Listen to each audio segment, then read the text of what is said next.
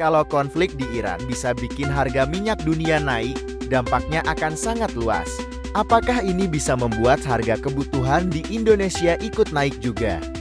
Dan kenapa orang sampai antre bensin di Myanmar? Hari ini kita akan bongkar semuanya dengan data nyata, mulai dari data harga minyak global hingga dampaknya ke Indonesia. Pertama, mari kita perhatikan data harga minyak dunia yang sedang mengalami gejolak saat ini. Harga minyak Brent crude menyentuh sekitar 112 hingga 117 dolar per barel pada Maret tahun 2026. Ini terjadi karena pasar takut gangguan pasokan dari konflik di Timur Tengah.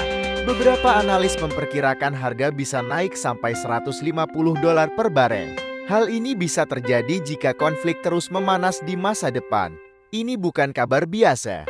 Ketika pasar energi merasa risiko tinggi, harga minyak akan naik dengan cepat. Bahkan harga bisa naik sebelum pasokan benar-benar terganggu di lapangan. Lalu bagaimana dengan Indonesia? Harga patokan minyak kita sekitar 68,79 dolar per barel di Februari tahun 2026. Angka ini naik hampir 7% dari bulan sebelumnya sesuai data terbaru. Namun pemerintah memastikan harga BBM subsidi belum naik sampai Idul Fitri tahun 2026. Artinya Indonesia memang terkena dampak kenaikan harga global. Namun, ini belum membuat harga BBM subsidi kita naik secara drastis. Sekarang kita lihat inflasi Indonesia. Apa benar ini hanya karena konflik luar negeri saja? Inflasi Indonesia per Februari tahun 2026 tercatat sekitar 4,76% secara tahunan. Angka ini sudah lebih tinggi dari target yang ditetapkan Bank Indonesia. Inflasi ini bukan hanya karena harga minyak dunia yang naik. Ada faktor harga pangan, biaya logistik, dan permintaan musiman yang ikut berpengaruh. Jadi kenapa Myanmar sampai antre panjang untuk BBM? Jawabannya bukan karena konflik saja.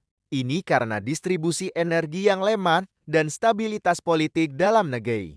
Selain itu, Myanmar juga memiliki cadangan energi yang sangat terbatas. Jadi Myanmar menjadi contoh nyata bagi kita semua saat ini. Tekanan harga energi bisa langsung terasa dalam kehidupan masyarakat sehari-hari. Pertanyaannya berikutnya, apakah Indonesia juga bisa mengalami krisis serupa? Untuk saat ini belum. Indonesia masih punya cadangan energi, mekanisme subsidi, dan kebijakan pengendalian harga. Tapi jika harga minyak dunia terus melonjak tinggi dalam waktu lama, tekanan inflasi di Indonesia bisa menjadi semakin berat bagi kita. Jadi jawabannya sederhana, konflik Timur Tengah memang berpengaruh besar pada harga minyak global. Namun kenaikan harga di dalam negeri punya banyak alasan lainnya. Ini terjadi karena kombinasi banyak faktor global dan juga faktor internal. Sekarang pertanyaannya, seberapa kuat ekonomi Indonesia menahan tekanan ini jika konflik makin panjang?